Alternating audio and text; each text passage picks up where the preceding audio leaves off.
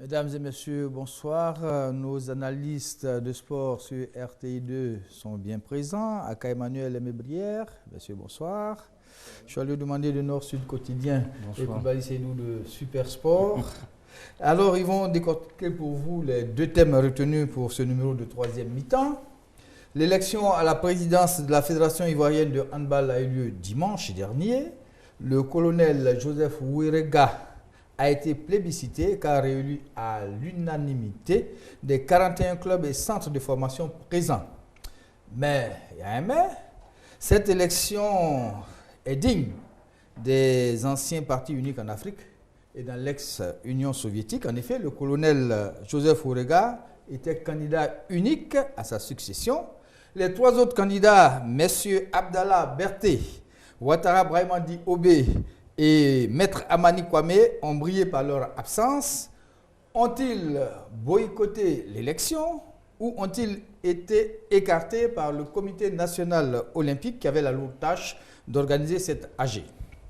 La Ligue 1 a connu son épilogue. Quel bilan peut-on en tirer?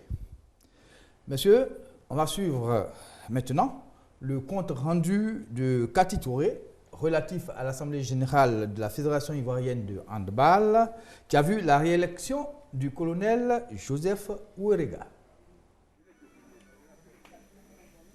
10h45, l'Assemblée générale élective prévue pour 10h n'a pas encore démarré. En principe, on n'attend pas que les candidats confirment leur arrivée. Leur confirmation, ça doit être la présence physique. Donc, nous attendons un certain temps et puis bon, si on ne les voit pas, on commence. Même si le comité veut donner la chance aux retardataires d'arriver, loin d'être un simple retard, ce décalage couvre un petit malaise. C'est que 3 des 4 candidats ne se sont pas encore présentés au siège du comité national olympique. Jusqu'au démarrage à 11h45, seul le candidat Ouérega Joseph est dans la salle. Amani Kwame, Berté Abdallah et Ouattara Brahima sont donc définitivement absents. Dans l'Assemblée, sur les 58 clubs et centres de formation aptes au vote, 41 se sont fait enregistrer, soit 2 de plus que le quorum qui est de 39. Épaulé par le professeur Alain Ekra, vice-président du CNO, et légitimé par Madame Boadji Kwasi, responsable administrative et juridique de la Confédération africaine de handball, le comité ad hoc du président Koulibaly Siaka autorise donc la tenue des travaux dont l'ordre du jour principal reste l'élection du président en l'absence remarquée du ministère de tutelle. Les rapports au plan financier et moral déjà présentés en janvier lors de l'Assemblée générale ordinaire ainsi que le quorum accordé au président sortant Ouérega Joseph ont été confirmés. Pour le vote, on enregistre 14 clubs de D1 avec 3 voix chacun, 5 de D2 avec 2 voix chacun et 22 centres de formation avec 1 voix chacun. Tous les 41 votants ont exprimé leur suffrage. Résultat sans suspense, 100% pour Ouérega Joseph, soit 74 voix. Le président sortant devient le nouveau président pour les 4 années à venir. L'autre vote concerne les commissaires aux comptes. 2 candidats, Allo Djibril et Dassi Marcel. L'expérience de Dassi a été préférée à la jeunesse. Dassi Marcel est le nouveau commissaire aux comptes. Il sera secondé par son dauphin. Messieurs, dans ce qu'on peut appeler la CPI, la Cour des palabres ivoirienne du handball, l'élection a bel et bien eu lieu. Et puis le colonel Ouérega est donc réélu. Messieurs, cette élection est-elle transparente? Mais au vu de l'élément qu'on vient de voir et de la tenue même de l'Assemblée générale, on peut dire que l'élection a été transparente.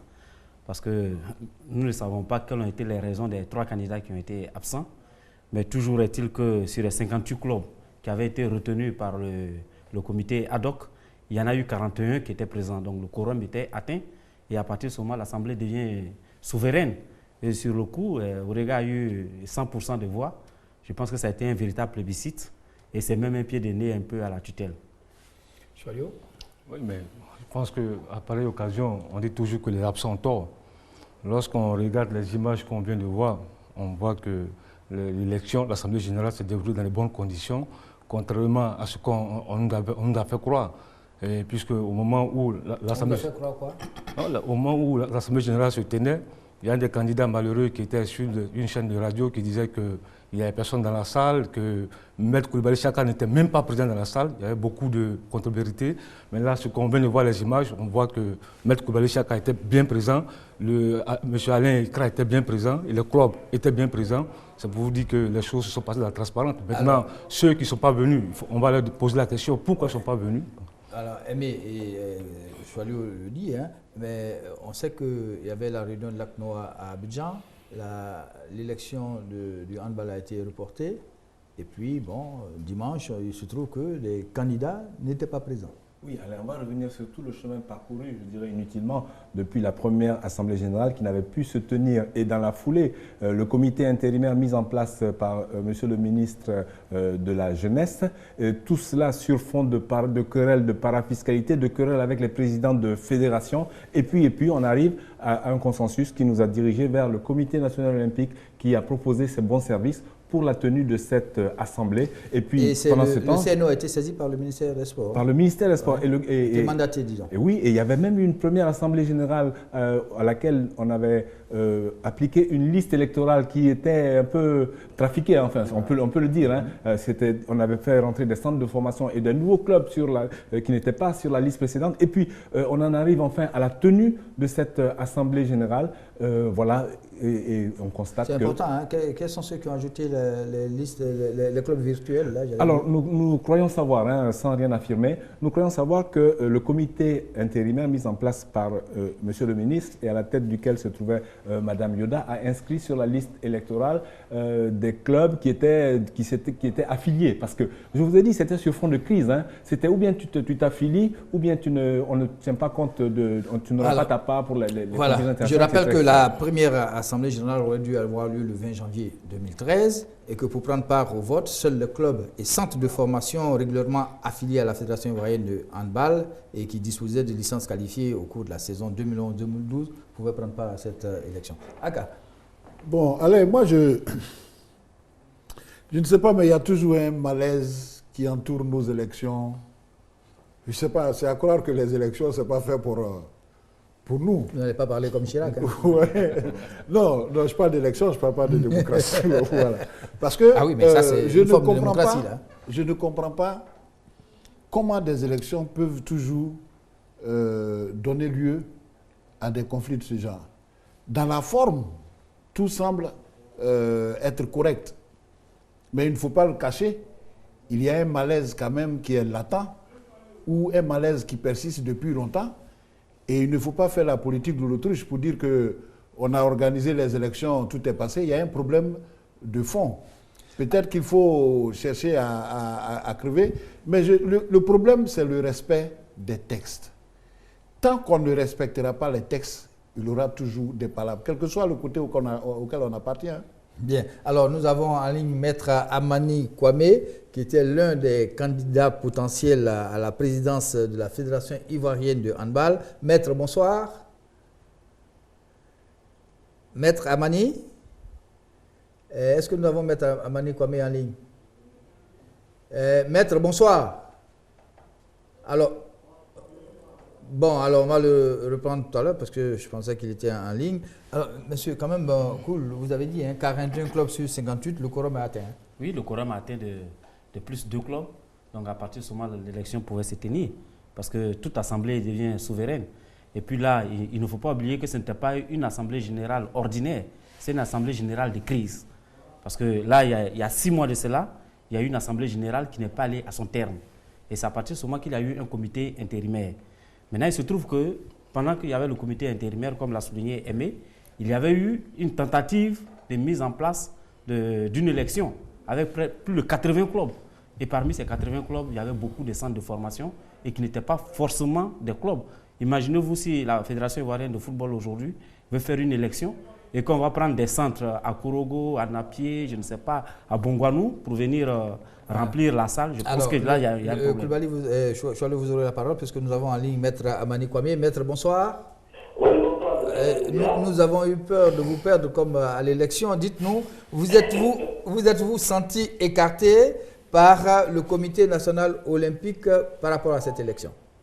Je pense que vous faites bien d'utiliser ce mot. Nous avons purement et simplement été écartés. Nous avons été écartés en ce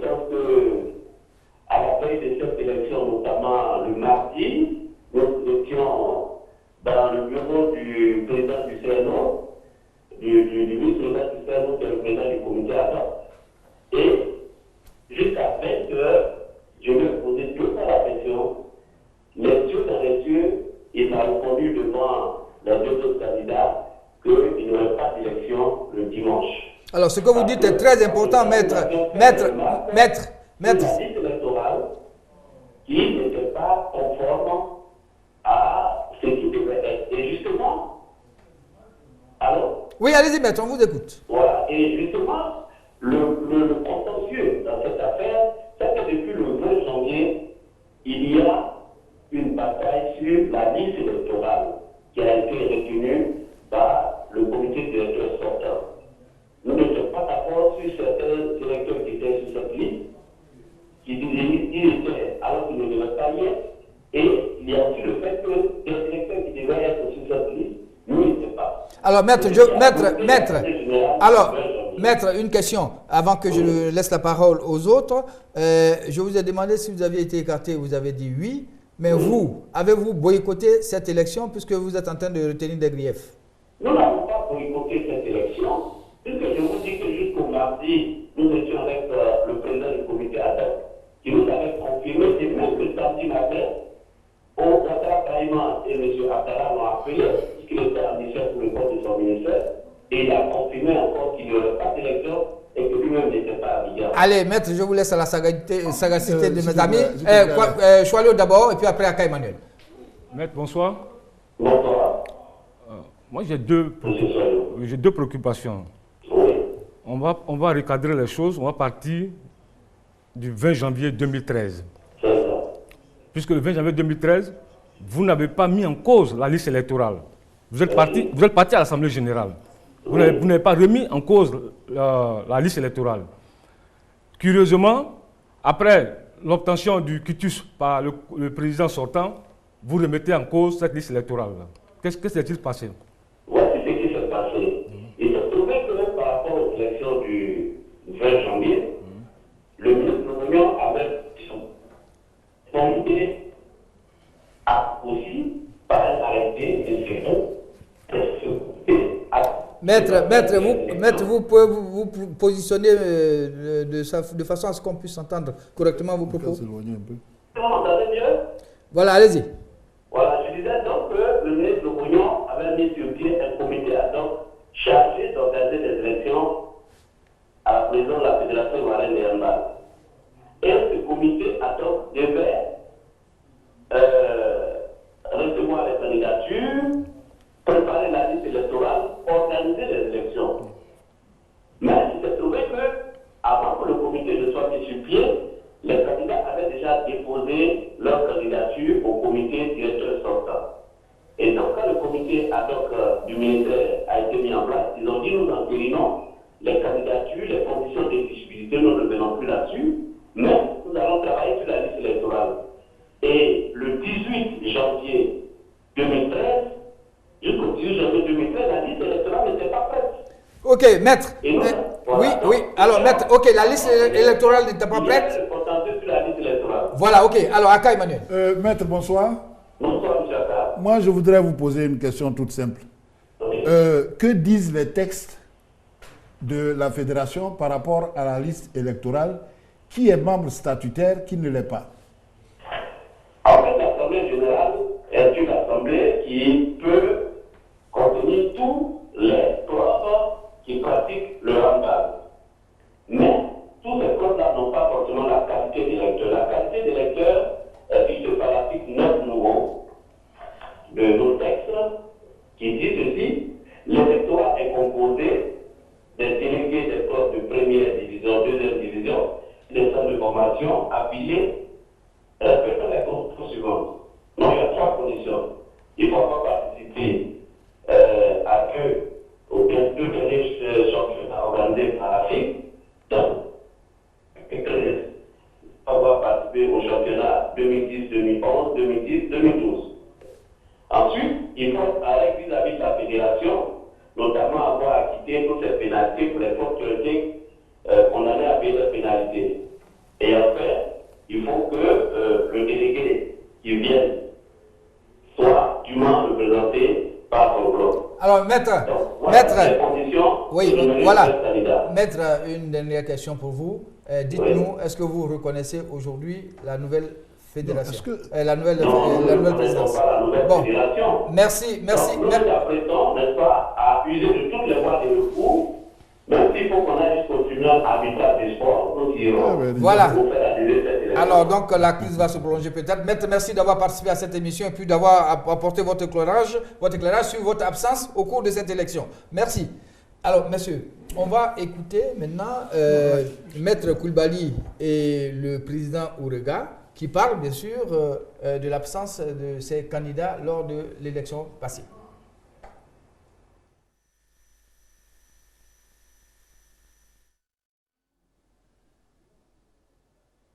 Bon, qu'est-ce que... Oui, bon alors, donc on attend dans quelques secondes. Si c'est prêt, vous me dites que c'est bon et puis l'élément arrive. Olympique pour lui confier la responsabilité de la même manière que la Fédération internationale l'avait fait. Pour nous, c'était une caution et une invite à demander au président, le général Palenfo, de prendre les rênes. Et c'est à ce titre-là que le général Palenfo, qui est président du comité national olympique, nous a instruit, nous en tant que comité ad hoc, de pouvoir mener cette activité jusqu'à aujourd'hui. Il ne faut pas voir l'aspect physique de monsieur le ministre, il faut voir plutôt la caution que le comité national a reçue, puisqu'il y a eu même des échanges d'écrits pour que le comité national puisse mener cette action. Nous avions pour mission d'organiser ces élections-là. Donc je considère qu'à partir du moment où, avec l'aide de Dieu, nous avons pu conduire les frères et sœurs de la famille du handball à arriver à cette élection, notre mission s'arrête là. Et bien entendu, ce que je voudrais dire, c'est justement d'interpeller les frères et sœurs, même si nous ne sommes plus avec eux, mais j'ai donné quand même quelques conseils hors micro à certains. Voyez-vous, nous sommes dans un environnement, je reviens chaque fois là-dessus, où la chose la mieux partagée, c'est la passion. Mais quand on veut assumer une responsabilité nationale, il faut remplacer la passion par la raison. On a vu que vos trois concurrents n'étaient pas présents à l'Assemblée générale. Est-ce que par hasard, après les élections, vous avez passé un coup de fil à vos concurrents? J'avoue, nous ne l'avons pas fait jusqu'à présent. Mais toutefois, je me ferai fort de rencontrer mes adversaires. Et au-delà de ces adversaires aussi, les clubs qui nous ont soutenus et qui ont brillé par leur absence à l'Assemblée générale. Il faut que nous nous parlions. C'est vrai que la démocratie, c'est la loi de la majorité, mais la démocratie ne dit pas qu'il faille brimer la minorité. Nous devons être à l'écoute de leurs préoccupations. Il faut que nous nous parlions pour trouver un terrain d'entente. Seule la cohésion pourra sauver cette discipline. Alors, Coulibaly, le président Ourega parle de cohésion, de réconciliation avec les autres. Oui, je pense qu'il a bien compris dans cette situation. Il faut tendre la main à ceux qui n'étaient pas présents. Mais je pense qu'il y a un problème de fond. Parce qu'on oublie que nous ne sommes pas dans une élection normale. Parce que l'élection normale de l'Assemblée générale ordinaire de la Fédération a eu lieu il y a 6 mois de cela. Et il y a 6 mois de cela, elle a été bloquée. Il y a eu un moment où elle a été bloquée et depuis, on est entré en crise. Donc là, c'est une situation de crise. Et dans une situation de crise, je pense que le comité national olympique ivoirien était le mieux placé, était vraiment l'arbitre indiqué pour essayer de raisonner un peu les uns et les autres. Et à partir du moment où le comité national olympique s'est investi dans cette affaire du handball et a réussi à arrêter une liste consensuelle au niveau de tous les candidats, je pense que cela n'aurait pas dû poser problème. Et je ne comprends pas vraiment, à mon humble avis, pourquoi est-ce qu'il y a 3 candidats qui ont vraiment... Parce que quand on a entendu le premier, Maître Amani Kwame, s'exprimer, bon, c'est vrai, il dit que la liste électorale posait problème, mais elle posait problème effectivement parce que le comité ad hoc mis en place par le ministère des Sports lui-même avait recensé 80 clubs. Et dans les 80 clubs, il y avait beaucoup de centres de formation qui n'étaient pas affiliés. Donc, il y a beaucoup de problèmes. Ok. C'est une situation d'urgence. Oui. Alors, monsieur, nous avons le second candidat qui était absent. C'est monsieur Abdallah Berté qui est en ligne. Monsieur Berté, bonsoir. Bonsoir, monsieur. Merci de participer à cette émission et essayer de nous éclairer. Votre ami, Maître Amani Kwame, qui était aussi candidat comme vous, a déclaré s'être senti écarté de cette élection. Est-ce votre cas? Je suis tout à fait d'accord avec Maître Amani, parce que écarté, c'est peut-être un terme, mais nous n'avons pas été associés. Nous n'avons pas été associés, nous n'avons pas été invités parce que nous avons de bonne foi entrepris toutes les démarches avec le comité ad hoc présidé par Maître Kondé Siaka. Et Maître Koulibaly Siaka. Je suis surpris que l'AG se déroule sans que nous ne soyons associés. Choilio a une question pour vous. Bonsoir. Bonsoir, monsieur. On vous entend depuis quelques mois, depuis l'avènement de cette crise, vous semblez avoir la majorité des clubs, n'est-ce pas? Je semble avoir. Ok. Bon, c'est vous qui le dites, c'est pas moi. Oui, bien sûr. On a lu vos déclarations dans la presse et tout ça. Vous parlez de 80 clubs, 61 clubs avec vous. Mais lorsqu'on a la majorité des clubs, on ne boycotte pas une élection. On va forcément compétir.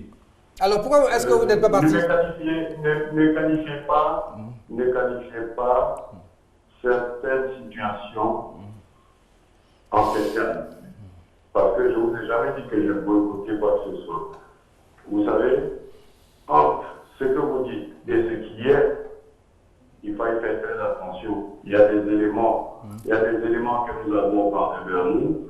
Lorsqu'on parle de 58 clubs, il y a 41 qui se présentent. Est-ce que vous connaissez le nombre total de clubs de handball en Côte d'Ivoire? Alors donnez-nous le chiffre. M. l'a dit la dernière fois, c'est 118. Est-ce que vous savez pourquoi ces 41 qui sont présentés? Alors expliquez-nous, on veut savoir. Bon, on veut savoir pourquoi 41, s'il vous plaît. Pardon? Pourquoi 41 clubs seulement se sont présentés? Ben, parce que c'est 41 clubs que nous avons entendu dire qui sont invités à participer à cette Assemblée générale. Moi, je vous dirais, en ce qui me concerne, je n'ai pas été invité. Le club du Resta qui m'a présenté, qui a présenté ma candidature, n'a pas été invité. Le club du Resta, depuis 4 ans, est champion de Côte d'Ivoire. Et en plus, c'est un club historique dans le handball. Aka Emmanuel a une question pour vous. Donc, c'est pour ça que je vous dis, ni le club qui m'a présenté, ni ma personne n'a été invité de quelque façon que ce soit. Alors, M. Berthet, une question de Aka Emmanuel. Bonsoir, M. Berthet. Oui, M. Aka, bonsoir. Oui. Moi, il y a quelque chose quand même qui me surprend. Oui. Depuis quelque temps, tout le monde est dans la verve de l'organisation de cette AG. Tout à fait. Comment elle peut se passer sans que les candidats ne soient formellement invités? Ça, c'est vraiment surprenant. Ma deuxième question. Monsieur Aka. Oui. Monsieur Aka, je suis ravi que vous me posez cette question. Parce que le 19 juillet, nous étions avec M. Siaka Koulibaly à 19h. Il nous a dit que l'Assemblée générale, vu les différents points qui étaient les points de blocage, qui n'ont pas été vidés, l'Assemblée générale n'était plus à l'ordre du jour. Mieux que M. Siaka Koulibaly nous a dit que le lendemain, il passait en mission à Pripro, qui ne rentrerait que le vendredi soir. Nous avons appris par voie de presse qu'il y a une AG. Jeudi, moi, M. Berthet, je vous dis, je l'ai appelé, je l'ai vu au téléphone le vendredi à 13h. J'ai dit, M. Siaka, j'apprends par la presse qu'il y a une AG. Il dit, mais mon frère, je suis étonné, je suis en mission à Pripro. Bon, voilà, M. Berthet, voilà. C'était bien de le préciser. Une question de Aimé Brière. Bonsoir, M. Berthet.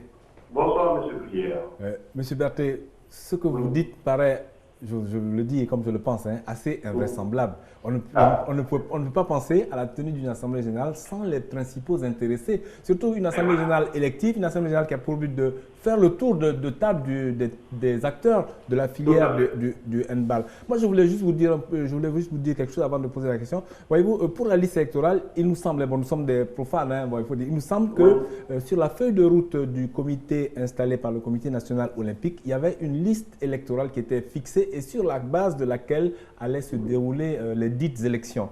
Est-ce que c'est bien le cas? Parce que si vous voulez, quand vous nous dites que vous n'êtes pas associé... Justement, je reviens dessus. Ce n'est pas sur cette liste parce que je fais un petit retour en arrière. Le 20 janvier, lors de l'élection, M. Soyo, vous y étiez. Le blocage dont vous parliez avec M. Ramani, il est parti d'où? Il est parti du fait simplement qu'il n'y avait pas consensus sur la liste électorale. Et ce n'est que ce seul préalable qui a bloqué tout le système. Pour vous dire que lorsque le ministère, avec le comité qu'ils avaient mis en place, en présence de tous les candidats, ont adopté 2 jours avant une liste et que le 20 janvier, le ministère étant présent, tous les candidats étant présents avec cette liste consensuelle, se retrouve en face d'un comité d'organisation qui présente toute une liste au point où le ministère, avec ses agents présents, est obligé de monter sur les stades pour arracher la liste pour lui dire mais remettez-nous, ce n'est pas ce que nous avons. D'accord. Monsieur Berthet, alors aujourd'hui, quelle action entendez-vous mener? Reconnaissez-vous cette nouvelle direction, j'allais dire, présidence, ou bien est-ce que vous allez mener une action comme Maître Ramani l'a signalé tout à l'heure? Mais moi, je ne répondrai même pas à la première. Les recours sont déjà en place.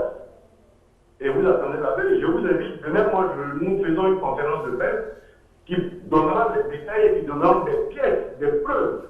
Parce que c'est ça, il faut parler sur pièce. Heureusement que vous le dites maintenant, hein, on n'a pas reçu l'invitation, nous. Comme vous n'avez pas reçu l'invitation pour aller à la présidence. Que nous faisons une conférence de presse. Voilà. Ok, merci. Oui. Pour ceux qui veulent le bien du handball, c'est ce que nous voulons. Bien. Nous ne parlons pas sans que nous ne parlons pas sans pièce. Alors, monsieur Berthet Abdallah, je rappelle que vous étiez l'un des potentiels candidats à la présidence de la Fédération ivoirienne de handball, qui malheureusement vous n'étiez pas donc à cette élection. En tout cas, merci d'avoir participé à l'émission avec nous et de nous avoir éclairé sur certains points. Merci de vous faire un gros souci pour les handball. Monsieur, j'ai bien l'impression qu'on va encore retomber dans nos travers. Ah oui, je pense. Moi, lorsque j'ai écouté les 2 premiers candidats qui étaient absents, il y a des zones d'ombre dans ce qu'ils disent. Je ne suis pas convaincu un peu par les arguments qu'ils ont avancés. Tout à l'heure, M. Abdallah disait qu'à l'Assemblée générale du 20, il y a eu un préalable sur la liste électorale. Mais avant ce préalable sur la liste électorale, il y a eu un vote, le consensus. Le candidat sortant a obtenu le consensus. Sur quelle base il a obtenu ce consensus-là? Il faut qu'on nous explique. Bien.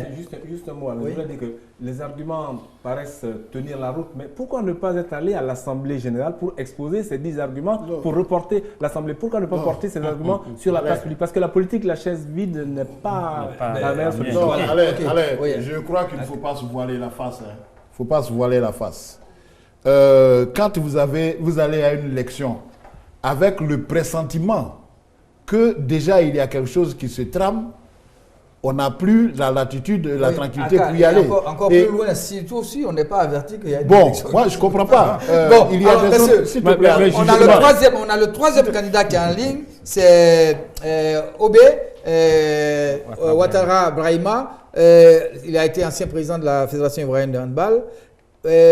Président Ouattara, bonsoir. Bonsoir. Oui, alors dites-nous, on va revenir sur les questions de vous être senti écarté. Pour vous, est-ce que cette Assemblée générale est régulière? Non, elle n'est pas régulière. Vous savez, de mémoire des sportifs, c'est la première fois, je vois en Côte d'Ivoire, je ne sais pas si ça s'est passé dans les autres pays du monde, une Assemblée générale reportée à 6 reprises. Vous avez vu le 22 décembre, le 20 janvier, le 19 mai, le 29 juin, le 13 juillet et 14 juillet. Bon, le 21, nous n'avons pas été informés de la date. Donc, il y a un problème de fond. Il y a un problème de fond qu'il faut régler. Alors, Obé, une question de Chaliou. Et puis après, cool. Bonsoir, Président.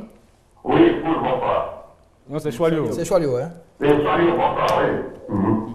Il se raconte dans les milieux du handball que votre action est soutenue par le ministère des Sports, que vous serez manipulé par le ministère des Sports. Oui. Ouais, on vous écoute. C'est une bonne question.